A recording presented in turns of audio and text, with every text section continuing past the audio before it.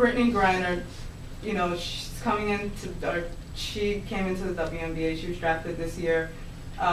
She's considered to be, herself, Elena Delle Donne, and Skylar Diggins are considered the three women who are going to change the game of the WNBA. Like they're coming in and supposedly going to change, which I hope it does. But at the same time, you had Brittany Griner, who the coach from, I don't remember which team now, it was the NBA team. Dallas Mavericks? Yes, the Dallas Mavericks, who's like, oh, I'll give her a tryout, you know, and people went ballistics because unfortunately for Brittany Griner, she has been dealing with this since her high school years of people accusing her to be a man, saying because she's 6'7", wears a men's size 16 shoe, very deep voice, you know. I mean, you can Google or YouTube her videos, and you will have a vitriol of comments are like, this is not a woman, she's a man, she's a man, she's a man. Whereas they juxtapose it against Skylar Diggins, who's also a very good player, but she's very feminine, she's very beautiful. So it's like, okay, well, you have the guys who watch Skylar Diggins specifically because she's beautiful and then she happens to play basketball. And then you have people who watch Brittany Griner who don't think necessarily about her identity, her sexuality, anything like that, and see her as a great player. I mean, this girl was dunking in high school with ease, but yet you also have people who say, oh, well, she's not that great of a player because she's a man. You know, so I really wanted to sort of get you guys' perspective on that whole idea of, especially with women's basketball, this, you know, if you play really good, you must be lesbian mannish, as opposed to, you know, the Candace Parkers or the Skylar Diggins who are coming in who are very great players, but they're feminine. So if you're not as feminine, oh, you must be a man. Also, my other two questions is, how about we deal with that one? Okay, we can do that, then come back. We'll come We'll back to you, and then, yeah, we have a little time if you all can be patient for a little bit, while longer. I think this is good. Anybody want to try to tackle that? That's a tough one. Just your thoughts, or, you know. I mean, I'll just be very brief. I mean, the construction of masculinity and femininity, of course, they're different requirements. And I mean, when I was much younger, I certainly played a lot of pickup games, primarily with boys and men. And I mean, fairly decent players. So it wasn't uncommon for me often to be the victor. And you know, this happens to women in business as well. When you are that capable, well then the question sort of arises, well, what exactly is wrong with you? Because you don't fit in the notion of what the construction is of ideal femininity. So women have always been dealing with this. I mean, it's in all spheres, that if you're not suitably feminine, then regardless of your talent, even the most talented, I mean, you know, take Hillary Clinton, and the question's thrown at her. So this is universal. And I remember when I was at LSU, unfortunately, the athletic director started a dress code just for the female athletes, and wanted everyone to wear makeup, even on the court, because of concerns about that our femininity wasn't managed in the right way. So the whole issue of being a commodity, it plays out differently for women and men. There's no question about it, and that's an ongoing problem. I feel, I'm sorry to cut, but I feel with Brittany Griner, I've never seen it in this way. Like I've always seen, you know, like I said, I've been in basketball ever since I was a little kid, so I've always seen these things, but I've never seen it the way with Brittany Griner. Like Brittany Griner is literally, people literally consider her a man, whereas you had, for example, like Sylvia Fowles or some of the others who they were just like, oh, she's very mannish. Right. She's a lesbian, she's very mannish. But with Brittany Griner, I've never seen it that way, where they're literally stating she needs to have a test to prove that she's a female. Like they have asked for that. Yeah, I've seen the website. I saw it last year, and you're right, it is truly remarkable. Yeah, absolutely. And the fact that she sort of just brushes it off, I don't know how she deals with it, you know, privately, but definitely in the public sphere, she's just like, oh, they talk about it, okay, but watch me dunk, you know. Cecil, do you remember when Martina Navratilova first came on the women's tour? You know, this was a heavy topic. I mean, she was left-handed. She was she had a power kind of game. And she was built. I mean, she was Right, she was fit. You see her, I think her left arm was causing, especially when people understood that she's also gay, you know, it was this huge, like this huge thing about the sensuality of her left arm, you know, yes. And all kinds of insurance policies were taken out on it and all kinds of, you know, but I recall the discussion being framed by an incredibly invalidating vocabulary. It was almost like there was no vocabulary for a woman like Martina Navratilova.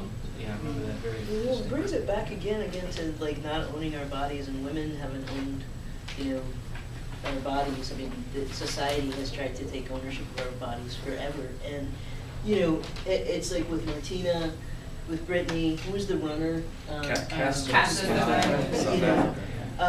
You know, it's a similar thing, and it brings to the idea that the only reason there is sport for women is for men to watch us play, because we're, you know, and if we go against that, then we're somehow betraying what the idea of sport is.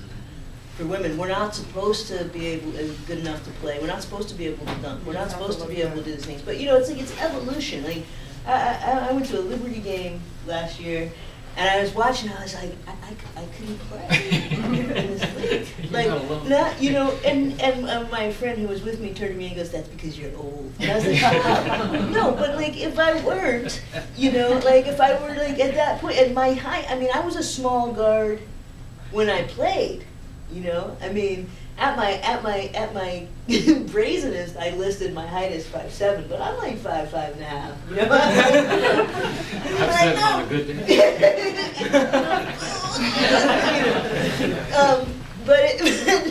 But you know, I mean, but I'm like the trees. You know, I'm just like, wow, this is insane. You know, like and it's just it's a different, like, sports nutrition is different now. Everything is different.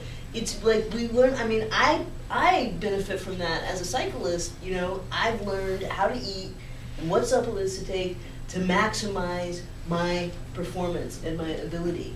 And every athlete, even at the high school level now, because the WNBA exists, because there's the potential to maybe not make millions, but to at least make a living doing what you hopefully still love to do by that point, you know, then the stakes are higher, and so people train harder. We do like different things, and this whole way, there's this wave of the way that women's sports is moving that's going almost against the grain of what the spectators, you know, want to see, and it's problematic. You know, so it's a good observation.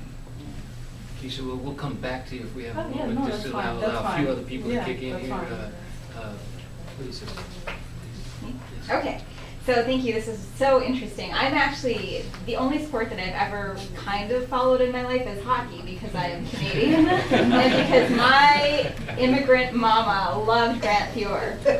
And so I think what I found was a really beautiful connection between some of you here. I told you I was going to make a connection. Here it is. So when you were telling the Michael Jordan anecdote, and you were describing how somebody said that couldn't their children be like Michael Jordan. Yeah, okay.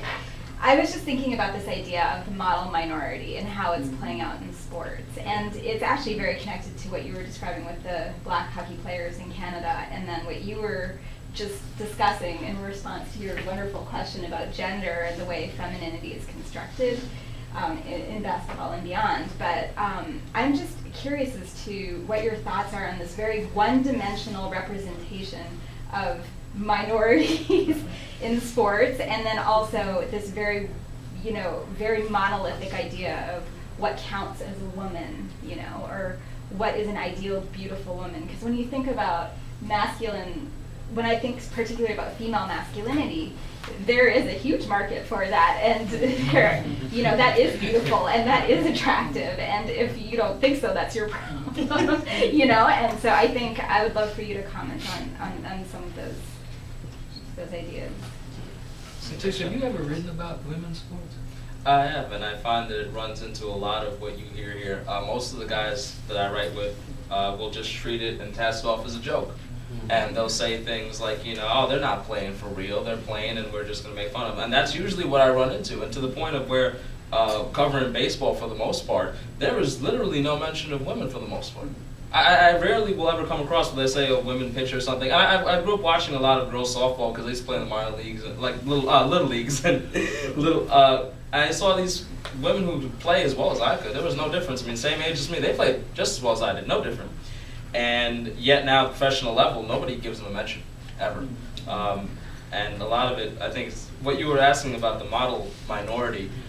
I found that to be really interesting because what they were talking about before, this whole structure that's going on in the sports system right now, there is definitely a structure almost in a very scary sense where you can't break that through high school, through college. It does start in high school. My high school didn't have a baseball team. I used to play with these other high school teams, and I had a good curveball and I had a good baseball IQ. I didn't throw hard enough that they thought I'd be a great prospect. And they mentioned things like steroids to me, and I stopped playing with those teams. Because I told myself I would never turn to that ever in my life, no matter, and I knew it would make me better, and I could probably be doing something, but it wouldn't feel right to me. And the structure is scary to the point where, I think, Marcy, you mentioned when you were playing that you were put up as like a god in you were on a pedestal, and they do that to these high school and college athletes where they aren't students anymore, they really aren't. And from the outside looking in, it's scary to think that the colleges and the high schools, what do they have to benefit from you being educated? That's the way they will look at it. Because if Marcy would have to take her midterm instead of going on that trip, they would have lost money. Marcy may have done well in her midterm and done better in her class and picked up some knowledge, but they would have lost money. So of course the final decision is going to be to leave your schooling behind to become an athlete. These aren't students anymore. And this is encouraged because it's the allure of money now. Because it is different from back then. Now, all these players coming right out. The NFL draft is happening right now, and these players are going to be signed within a week to $1 million multi-year contracts. And whether they know how to handle that money or not, the allure of money is presented to them from high school. It says, if you keep doing what you're doing, forget your school, screw that. If you keep playing the way you do, we're going to make you rich. And there is no regard to what you're going to do with that money, but the allure in capitalist America that says, we're going to make you rich. A kid my age, a few years younger, is going to buy into that in a heartbeat. Because when it comes down to it, if you want to be a doctor but you're damn good at basketball, they're going to make you a basketball player because that doctor's not going to get any notoriety, and that basketball player is going to become famous. So that's what they'll do. So I worry about the structure of everything these days. They'll turn you into that model minority for what they want, to answer the questions the way they want, and that scares me.